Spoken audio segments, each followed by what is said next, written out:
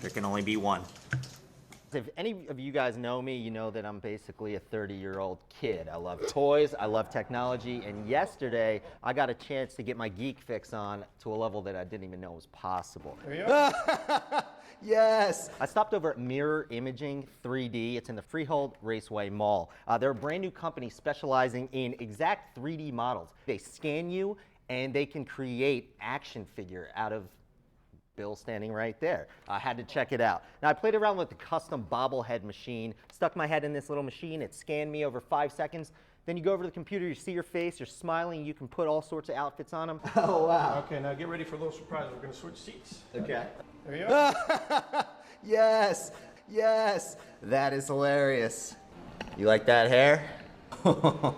Now they're doing some awesome stuff over there. They have a machine called the Artec Shapify Booth. Yeah, this is an Artec scanning booth, full body scanner.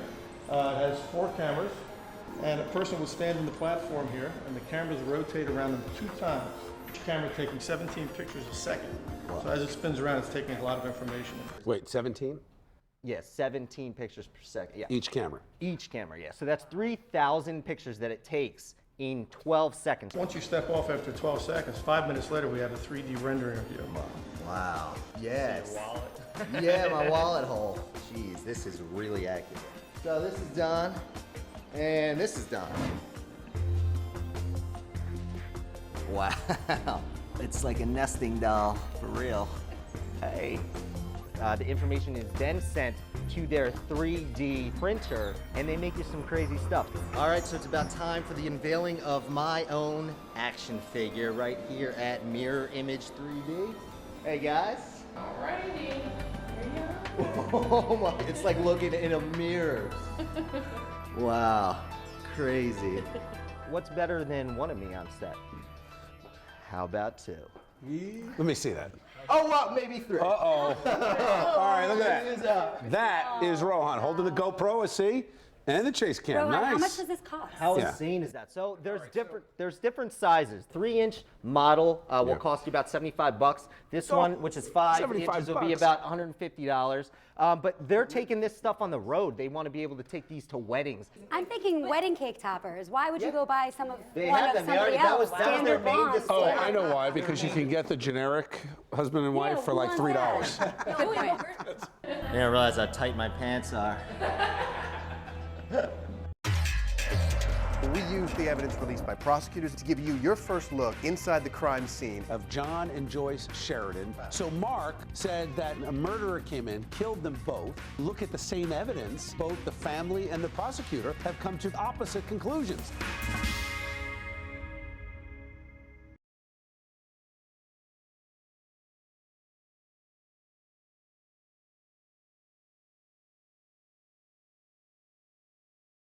I don't want to dance to my song still yet.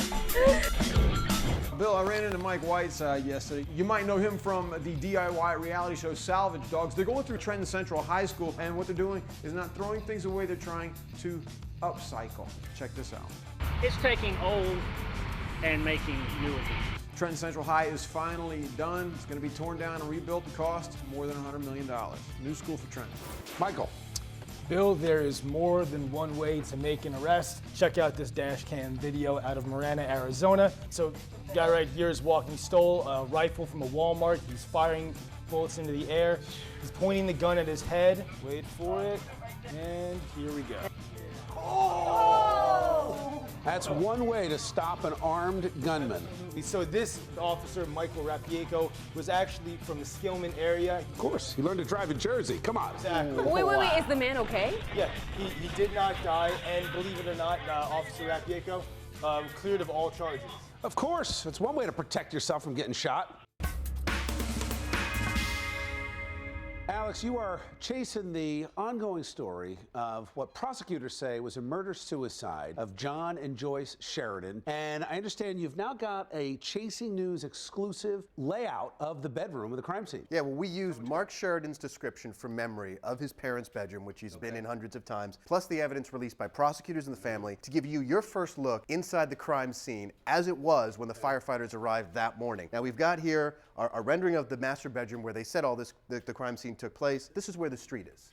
So Okay, from the so if street, I'm you looking can at the sort of, house, if you're looking at the front house, of the house. that's the front of the Garage is house over here. right I there. got it. Now, when you enter the bedroom through a door here. Now, this is where the Farland armoire was on top of John Sheridan and partially blocked the door, making it harder for firefighters to come in that morning. On the floor by the bed, Joyce Sheridan, carving knife and bread knife, which the carving knife which they said was used, the bread knife that they said wasn't, wooden matches that they said were used to light the fire, plus a poor pattern of gasoline around the bed where the fire broke out allegedly after the killings happened.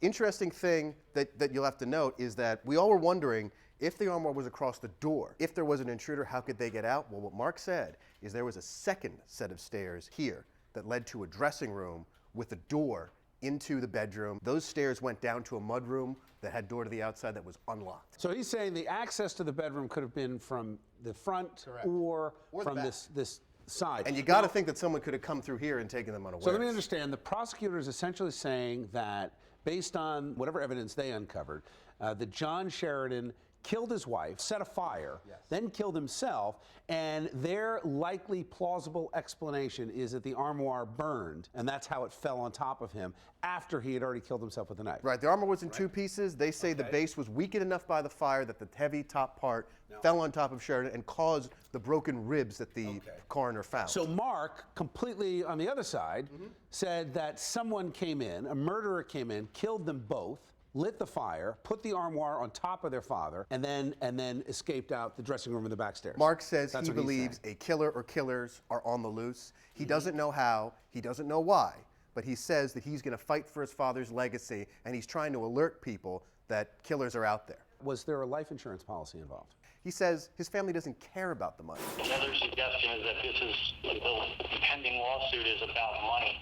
I can assure you that nothing is further from the truth. They're not fighting for the money. They say that they are fighting to clear their father's name and bring killers to justice. I think what matters here is that you look at the same evidence, and both the family and the prosecutor have come to completely opposite conclusions. So the governor is in New Hampshire. Just held his first town hall out of the state. We need someone with testicular fortitude. He's got it.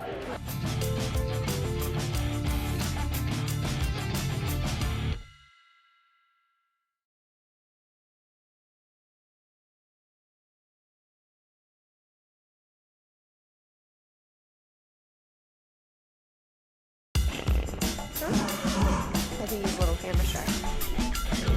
I am a pathetic Buffalo Bills fan. I was born in Buffalo. I'm pretty excited. Former Jets head coach Rex Ryan, now the coach of the Buffalo Bills, is on the cover of Sports Illustrated. In the article, he talks about his 6 tumultuous seasons with the Jets.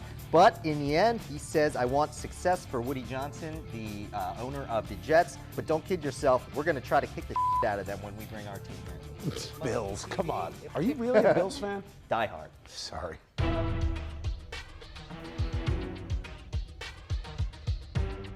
Guys, it's that time in the show to check in with the Christie Tracker 6006G to see where the governor is.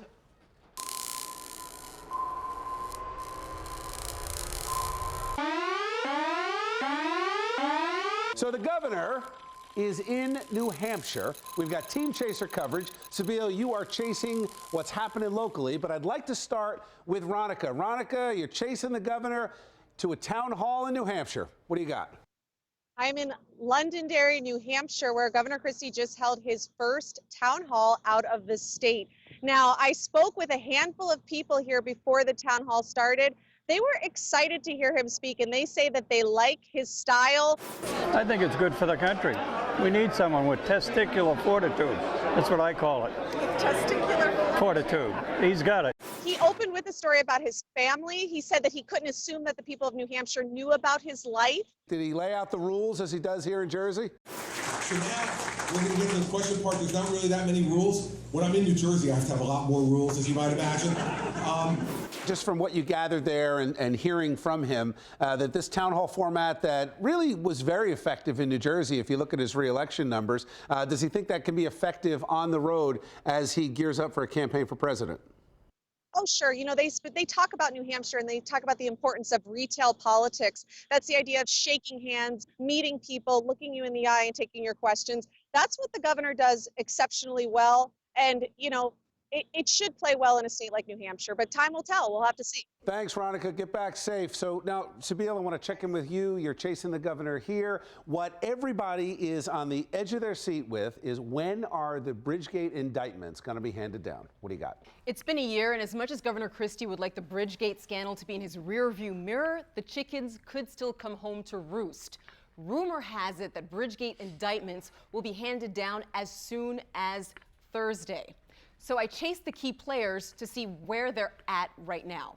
I started out with Bridget Kelly. She is the infamous woman, the woman in the pink coat, who sent that bombshell email, quote, "Time for some traffic problems in Fort Lee."